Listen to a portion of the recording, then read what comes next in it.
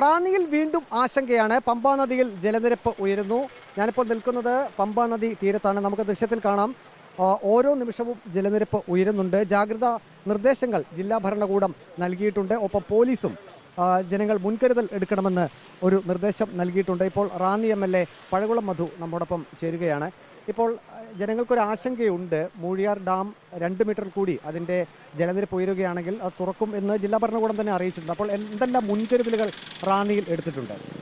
റാന്നിയിൽ Moozhiyar dam തുറന്നാൽ ഉള്ള ഒരാശങ്കയുണ്ട്. വൃഷ്ടിപ്രദേശത്ത് ഇന്നലെ രാത്രി മുഴുവൻ നല്ല മഴയായിരുന്നു. ആ മഴയിൽ നല്ലൊരു 6 അടിയോളം വെള്ളം 2 മീറ്റർ വെള്ളം പൊങ്ങിയിട്ടുണ്ട്. വടശ്ശേരിക്കര പഞ്ചായത്തിൻ്റെ താഴ്ന്ന പ്രദേശങ്ങളിൽ വെള്ളം കയറി തുടങ്ങിയിട്ടുണ്ട്. എന്നാൽ കഴിഞ്ഞ ദിവസത്തെ പോലെ ആ തീവ്രതയില്ല. എന്നാൽ മൂഴിയാർ ഡാം തുറന്നു കഴിഞ്ഞാൽ ഇങ്ങോട്ട് വെള്ളത്തിൻ്റെ ഒരു നല്ല ഒഴുക്കുണ്ടാവും. അത് കുറച്ചുകൂടി ആഘാതം റാന്നിയിലുണ്ടാക്കും.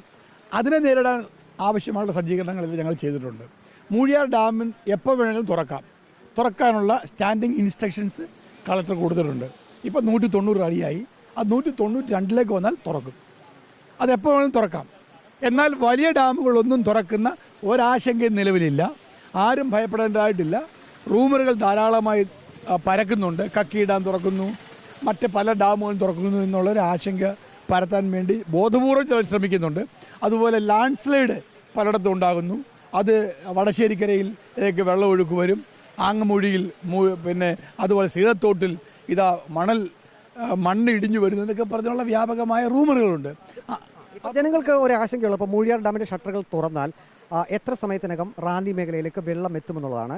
കഴിഞ്ഞ ദിവസത്തെ പോലെ വീണ്ടും വ്യാപാര സ്ഥാപനങ്ങളിലേക്കൊക്കെ വെള്ളം കയറാനുള്ള സാധ്യതയുണ്ട്. അതൊക്കെയാണ് ജനങ്ങൾ അന്വേഷിക്കുന്നത്. അല്ല, മൂഴിയാർ ഡാം തുറന്നാൽ ഒരു 1.5 മണിക്കൂറിനുള്ളിൽ റാന്നി ടൗണിലേക്ക് വെള്ളം കയറാം.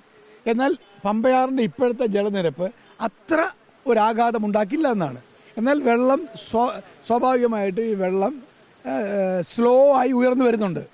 അത് കഴിഞ്ഞ ദിവസം ഉള്ള ഇൻറ്റൻസിറ്റിയിലല്ല, അത്ര ഭീകരതയില്ല, ഭയാനകമല്ല. അതായത് കഴിഞ്ഞ ദിവസം ഒറ്റ രാത്രി കൊണ്ടാണ് വലിയ വെള്ളപ്പൊക്കം ഉണ്ടായത്. കാരണം ഇന്നലെയും പെയ്ത മഴയുടെ 30-40 ഇരട്ടി മഴയാണ് ജൂലൈ മാസം 31-ാം തീയതി പെയ്തത്.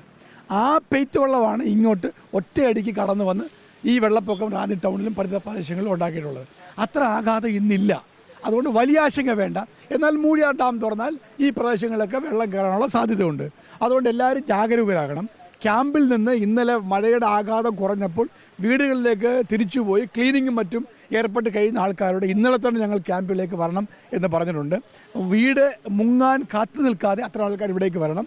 അവർക്ക് ആവശ്യമായിട്ടുള്ള എല്ലാ സഹായങ്ങളും ദുരിതാശ്വാസ ക്യാമ്പുകൾ തയ്യാറാക്കിയിട്ടുണ്ട്.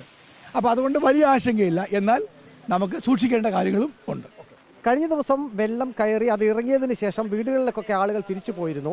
വീടൊക്കെ വൃത്തിയാക്കുന്ന ഒരു സമയം കൂടിയാണ്. പക്ഷേ വീണ്ടും ഒരു അടിയന്തര സാഹചര്യം ഉണ്ടായിരിക്കുന്നു. അതുകൊണ്ട് അധികൃതർ പറയുന്ന നിർദ്ദേശങ്ങൾ ജനങ്ങൾ പൂർണ്ണമായും പാലിക്കണം എന്നാണ് ഇപ്പോൾ ജില്ലാ ഭരണകൂടവും ഒപ്പം റാന്നി MLA പഴകുളം മധുവും പറയുന്നത്. നമുക്ക് ആ ദൃശ്യം കാണാം. വീണ്ടും റാന്നിയിലേക്ക് വെള്ളം കയറുന്ന ആ ഒരു സാഹചര്യമാണ് ഉള്ളത്. മൂഴിയാർ ഡാം തുറക്കുമ്പോൾ വീണ്ടും ജലനിരപ്പ് ഉയരും. റാന്നി ടൗണിലേക്ക് വെള്ളം കയറും. അപ്പോൾ അതിനനുസരിച്ചുള്ള മുൻകരുതലുകൾ ജനങ്ങളും വ്യാപാരികളും എടുക്കണം എന്നാണ് ഇപ്പോൾ റാന്നി MLA പഴകുളം മധു വ്യക്തമാക്കിയിട്ടുള്ളത്. വീഡിയോ ജേർണലിസ്റ്റ് അജി കുടുംബനൊപ്പം reporter Praveen Purushothaman, in Reporter, Pathanamthitta.